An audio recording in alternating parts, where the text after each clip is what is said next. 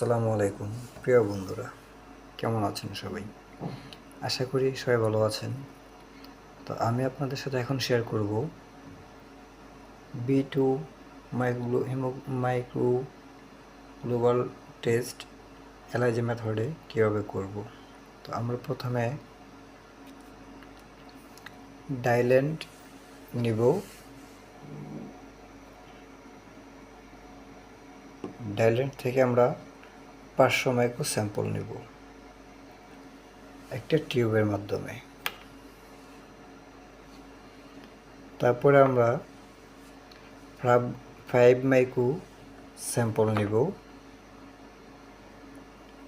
এটা দিয়ে আমরা B2MGতে 500 মাইক্রোর সাথে 5 মাইক্রো মিক্সড করব। মিক্সড করার পর